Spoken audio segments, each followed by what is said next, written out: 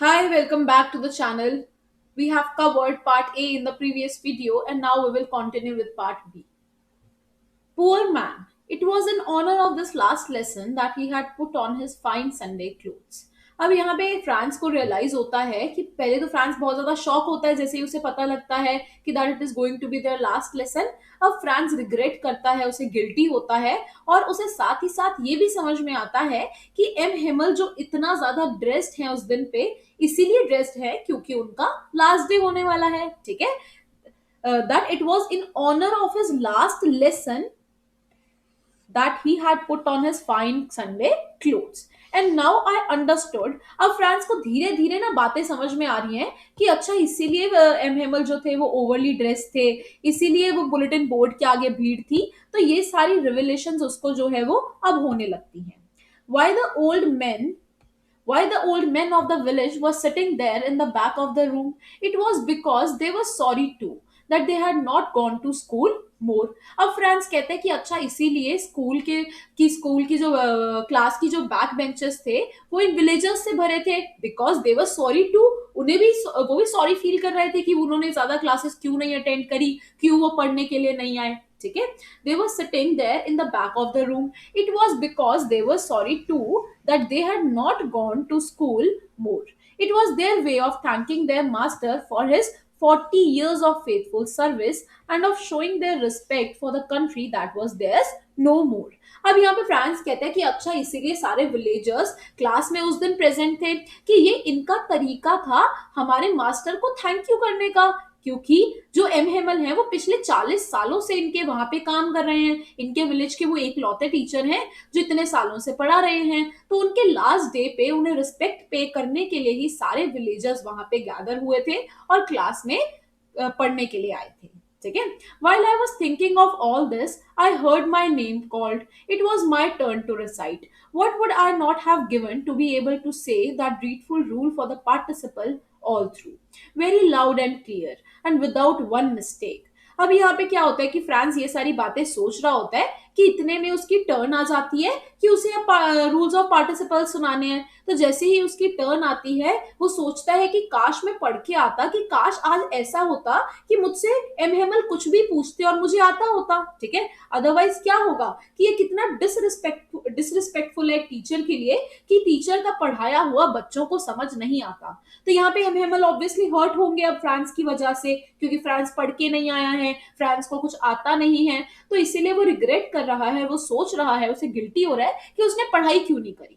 वो सोचता है कि काश मैं पढ़ के आया होता ताकि आज लाउडली और क्लियरली सारे रूल्स में सुना देता.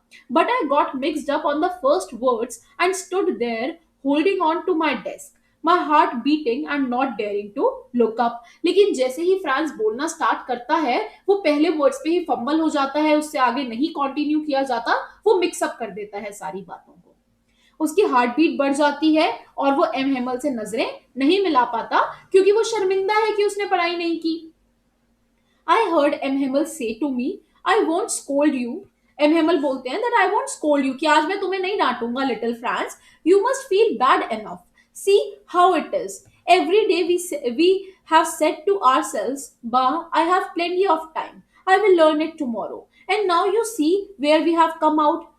That's the great trouble with Alsace. अब यहाँ पे एम हेमल उसे समझा रहे हैं कि देखो यही तो प्रॉब्लम है हम लोगों के साथ कि हम प्रोक्रेस्टिनेट करते रहते हैं चीजों को, है ना. हम कल पे टालते रहते हैं, हम सोचते हैं आज नहीं कल पढ़ लेंगे, आज नहीं कल पढ़ लेंगे. तो एम हेमल कहते हैं कि यही प्रॉब्लम है हम सबके साथ कि जब हमें टाइम मिलता है हम तब नहीं पढ़ते, कल पे छोड़ देते हैं. और अब देखो कि एक ऐसा दिन आ गया है जो कभी होगा भी नहीं. अब कल तो आएगी नहीं इनकी, क्योंकि कल से क्या होने वाला है, जर्मनी इनकी क्लास में आने वाली है, तो कल तो कभी आएगा ही नहीं. ठीक है, तो यहाँ पे वो कहते हैं कि यही तो हमारी प्रॉब्लम है, यही तो अल्सेस की प्रॉब्लम है. अल्सेस से कहने का मतलब क्या है, अल्सेस के लोगों की यही प्रॉब्लम है कि वो कल पे अपनी चीजों को टालते रहते हैं, कल पे अपनी पढ़ाई हो या ड्यूटी हो या कोई भी काम हो कल पे छोड़ते रहते हैं. यहाँ पे शी किसको रेफर किया गया है, अल्सेस को. अल्सेस क्या है, एक डिस्ट्रिक्ट है फ्रांस का जहां पे ये लोग रहते हैं. ठीक है, she puts of learning till tomorrow. वो कहते हैं कि यही तो प्रॉब्लम है अल्सेस के साथ कि वो अपनी लर्निंग कल पे छोड़ देते हैं, कि जो आज काम करना है वो आज की बजाय कल पे छोड़ देते हैं. Now those fellows out there will have the right to say to you, how is it? You pretend to be Frenchmen and yet you can neither speak nor write your own language. अब यहाँ पे एमहेमल कहते हैं कि देखो तुमने तो मौका दे दिया उन जर्मन्स को कि अब जर्मन्स कल को आएंगे, वो तो तुमसे यही क्वेश्चन करेंगे, वो तो तुम्हें यही कहेंगे ना कि you pretend to be German, कि you pretend to be Frenchman, कि तुम प्रिटेंड तो करते हो कि तुम फ्रांस से बिलोंग करते हो, कि तुम फ्रेंचमैन हो, लेकिन तुम्हें तो अपनी लैंग्वेज ही नहीं आती, तुम्हें तो अपनी भाषा में ही बात करनी नहीं आती। ठीक है, तो एक कंट्री में रहने वाले लोगों की कितनी बड़ी बेइज्जती है कि वो जिस कंट्री में रहते हैं उन्हें उस कंट्री की लैंग्वेज ही नहीं आती। ठीक है, तो यहाँ पर यही बोलते हैं एमहेमल कि now you have given them the right to say to you that you pretend to be Frenchman and yet you neither speak nor write your own language. But you are not the worst, poor little France. We have all a great deal to reproach ourselves with. अब यहाँ पे एमहेमल कहते हैं कि France सिर्फ तुम्हारी गलती नहीं है, कि सिर्फ तुम इसके लिए ब्लेम नहीं किए जाओगे, ये गलती हम सबकी है। हम सभी ऐसा करते हैं कि हम कल पे छोड़ देते हैं कि कल पढ़ लेंगे, कल कर लेंगे, लेकिन वो कल सिर्फ तुम्हारे लिए क्या, हम सबके लिए ही नहीं आता। तो यहाँ पे जो एमहेमल है वो फ्रांस के साथ साथ बोल रहे हैं कि that they he two is equally responsible for this, कि उनकी भी गलती है। कहीं ना कहीं एमहेमल ने ज्यादा ध्यान नहीं दिया, ज्यादा फोकस नहीं किया फ्रांस के ऊपर, तो वो कह रहे हैं कि गलती सिर्फ तुम्हारी नहीं है, गलती हम सबकी है, सिर्फ तुम वर्स्ट नहीं हो इस केस में। Your parents were not anxious enough to have you learn. They preferred to put you to work on a farm or at the mills so as to have a little more money. And I have been to blame also. Have I not often sent you to water my flowers instead of learning your lessons? अब यहाँ MML कहते हैं कि तुम्हारे parents भी equally responsible है, कि तुम्हारे पेरेंट्स तुम्हें कहते थे कि जाओ फील्ड में काम कर लो, कि चल 2 पैसे एक्स्ट्रा आ जाएंगे, तो वो भी तुम्हें फार्म में लगा लेते थे अपने साथ काम करने के लिए। और मैं भी तो यही करता था कि जब मेरा पढ़ाने का मन नहीं होता था तो मैं तुम सबको छुट्टी दे देता था, या तुम्हें मैं कहता था कि जाओ मेरे फ्लावर्स को जाके पानी दो, कि जब मुझे फिशिंग पे जाना होता था तो मैं छुट्टी कर देता था तुम्हारी। तो यहाँ एमहेमल कहते हैं कि गलती सिर्फ तुम्हारी नहीं है, तुम्हारे पेरेंट्स की भी गलती है जिन्होंने इतना सीरियसली नहीं लिया तुम्हारी पढ़ाई को। मेरी भी गलती है कि मैंने छुट्टियां तुम्हें ज्यादा दी, तुम्हें मैं अपने पर्सनल कामों के लिए भेजता था। ठीक है, तो यही एमहेमल जो है बच्चों काउंट करवा रहे हैं। And when I wanted to go fishing did I not just give you a holiday, कहते कि जब मुझे फिशिंग पे जाना होता था मैं भी तो तुम्हें छुट्टी दे देता था, तो ये गलती तो मेरी भी है।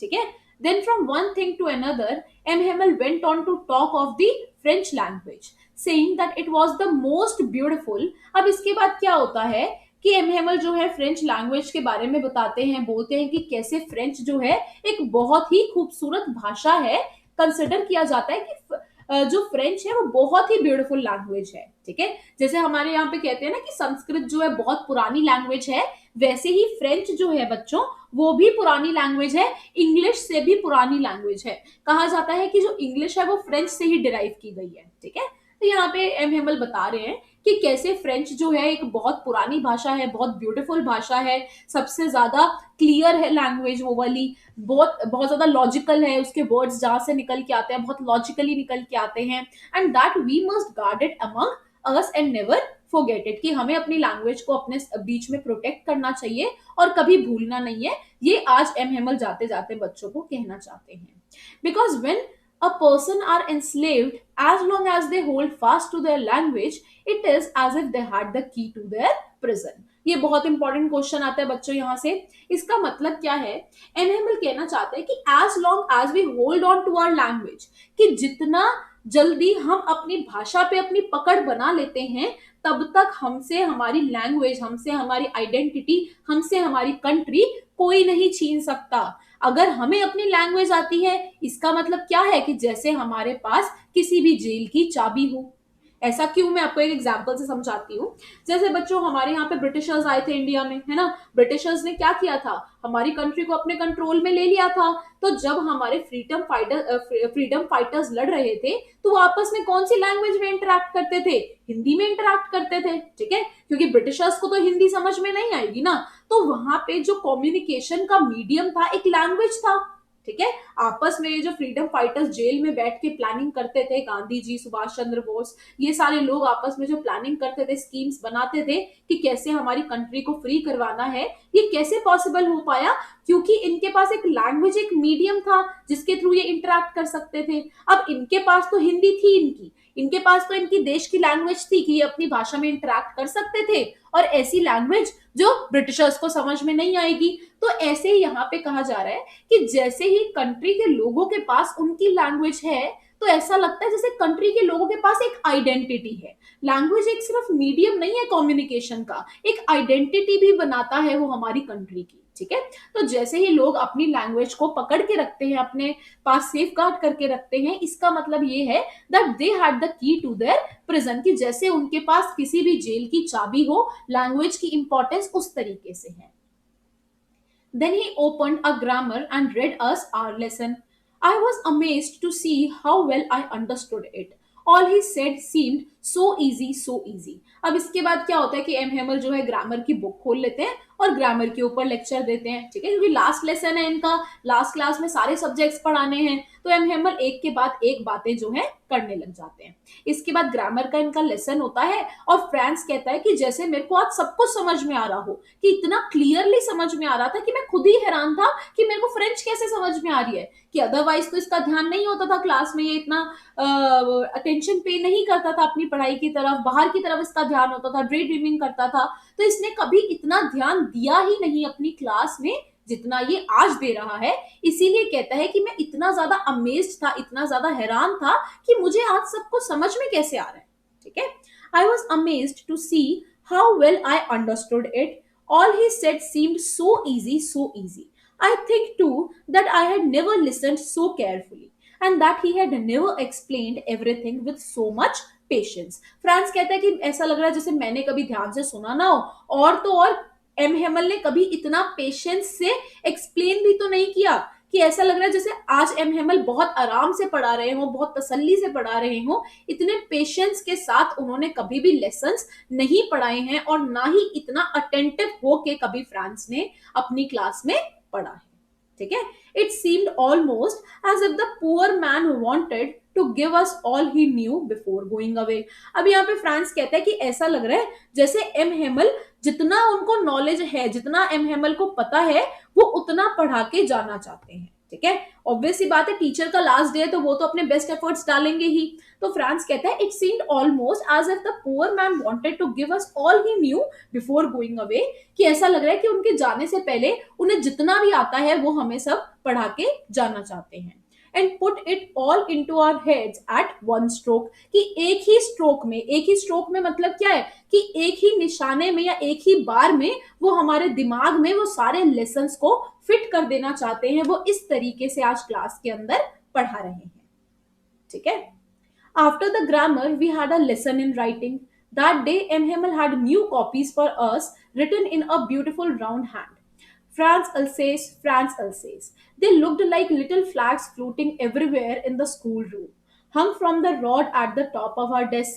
इसके बाद इनके ग्रामर लेसन के बाद इनका राइटिंग का लेसन होता है, और राइटिंग के लेसन के लिए एम हेमल सबके लिए न्यू कॉपीज लाए होते हैं। ठीक है, और हर कॉपी के ऊपर क्या लिखा होता है, ब्यूटीफुल राउंड हैंड राइटिंग में लिखा होता है फ्रांस अल्सेस, फ्रांस अल्सेस। और इसके बाद फ्रांस कहता है कि ऐसा लग रहा है जैसे छोटे छोटे फ्लैग्स जो होते हैं, जो हमारी कंट्री का जो झंडा है, ऐसा लग रहा है जैसे क्लासरूम में वो छोटे छोटे झंडे जो है फैल गए हो, कि नोटबुक्स के ऊपर इतने ब्यूटीफुल तरीके से फ्रांस अल्सेस लिखा है, कि ऐसा लग रहा है जैसे हमारे आसपास सारे फ्लैग्स जो है वो फ्लोट कर रहे हो, कि आसपास सारे झंडे झंडे नजर आ रहे हो। You ought to have seen how everyone set to work and how quiet it was, कि देखने वाला सीन था उस दिन, कि कैसे सारे बच्चे एकदम क्वाइटली बैठे थे, चुपचाप बैठे थे अपने डेस्क पे और स्टडी कर रहे थे। ठीक है, you ought to have seen how everyone set to work and how quiet it was, कि इतनी शांति थी वहां पे, सारे अटेंटिव थे, कॉन्सेंट्रेट कर रहे थे पढ़ाई में, सब बहुत ही ज्यादा पीसफुल था, सब आराम से पढ़ रहे थे। The only sound was the scratching of the pens over the paper. और जो सिर्फ साउंड आ भी रही थी क्लास में, तो सिर्फ पेपर पे पेन की स्क्रैच करने की ही आवाज आ रही थी, और कोई साउंड वहां पे नहीं आ रही थी। ठीक है, Once some beetles flew in, but nobody paid any attention to them, not even the littlest ones, who worked right on tracing their fish hooks as if that was French too. ठीक है, अब यहाँ पे France कहता है कि कुछ time के बाद थोड़ी सी बीटल्स रूम में आ जाती हैं, क्लास में कुछ मक्खियां आ जाती हैं, लेकिन कोई उनकी तरफ ध्यान नहीं देता। इससे क्या पता लग रहा है कि क्लास में सारे बच्चे, सारे लोग इतने ज्यादा अटेंटिव हैं, इतने ज्यादा डिसिप्लिन में बैठे हैं, इतना ज्यादा कॉन्सेंट्रेट कर रहे हैं पढ़ाई में, कि जब बीटल्स क्लासरूम में आ भी जाती हैं तो कोई उनके ऊपर ध्यान नहीं देता। इनफैक्ट जो छोटे से छोटा बच्चा है वो भी अपने फिश हुक्स को संभाल रहा है, जैसे कि वो अपनी मतलब पढ़ाई कर रहा है, अपने ही अपने तरीके से ही कॉन्सेंट्रेट कर रहा है, कोई फालतू चीजों की तरफ ध्यान नहीं दे रहा। On the roof, the pigeons cooed very low, and I thought to myself, will they make them sing in German, even the pigeons? अब इसके बाद क्या होता है कि कुछ देर के बाद फ्रांस को आवाज आती है कि पिजन्स जो है वो कू कर रहे हैं, है ना, कूइंग कर रहे हैं, अपनी आवाज निकाल रहे हैं पिजन्स, बाहर कबूतर बैठे हैं रूम के और शोर कर रहे हैं। तो यहाँ पे फ्रांस सोचता है कि जर्मन्स जो है वो आ तो रहे हैं हमारी कंट्री में, कि हमारे ऊपर तो वो अपना कंट्रोल कर लेंगे, हमारे टीचर्स को यहाँ से भगा देंगे, हमारी लैंग्वेज को हमसे छीन लेंगे, लेकिन क्या वो हमारे यहाँ पे जो पिजन्स हैं, जो बाहर पिजन्स बैठे हैं, कबूतर बैठे हैं, क्या वो उनको सिखा सकते हैं जर्मन? क्या हमारे पिजन्स जो है वो जर्मन में बोल सकते हैं? ऑब्वियसली नहीं। ठीक है, इससे मतलब क्या है बच्चों कि हमारी कंट्री सिर्फ लोगों से नहीं बनती। ठीक है, सिर्फ लोगों से कंट्री नहीं बनती, कंट्री में और भी लोग प्रेजेंट है, अकेले और भी स्पीशीज प्रेजेंट है, प्लांट्स हैं, एनिमल्स हैं। तो एक कंट्री की आइडेंटिटी सिर्फ वहां की लैंग्वेज और लोग नहीं है, बल्कि वहां पे रहने वाली वाइल्ड लाइफ भी है, वहां पे रहने वाली बर्ड्स भी हैं, सारे लोग एक कंट्री को बनाते हैं मिलके। ठीक है, तो अगर जर्मन्स कल को यहाँ पे आके फ्रेंच लैंग्वेज इनसे छीन भी लेंगे, इनसे फ्रेंच लैंग्वेज ले भी जाएंगे, तब भी वो हमारे वाइल्ड लाइफ के ऊपर, या कह लो हमारे पशु पक्षियों के ऊपर, बर्ड्स के ऊपर कभी भी कंट्रोल नहीं कर पाएंगे।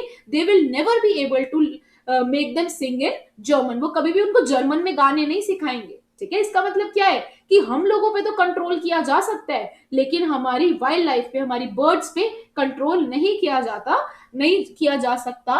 तो बस किसका चलता है? जिसके पास पावर है सिर्फ वही तो अपना बस चलाते हैं। अब यहाँ पे अगर फ्रेंच लोगों के पास अपनी लैंग्वेज हो तो उनका ही हक होगा, वो अपनी तरीके से चलाएंगे। तो यही बच्चों लैंग्वेज की इंपॉर्टेंस है, कि जितनी लैंग्वेज हम अपने पास अपनी प्रोटेक्ट करके रखते हैं, सेफ गार्ड करके रखते हैं, लैंग्वेज उतना ही हमें स्ट्रांग बनाता है, हमें इंडिपेंडेंट बनाता है। हम एक आजाद कंट्री हैं, ठीक है, और लैंग्वेज हमारी आइडेंटिटी है। इसके आगे बच्चों पार्ट सी हम लोग कंटिन्यू करेंगे नेक्स्ट वीडियो में। I hope this is clear to all of you. Keep watching the videos.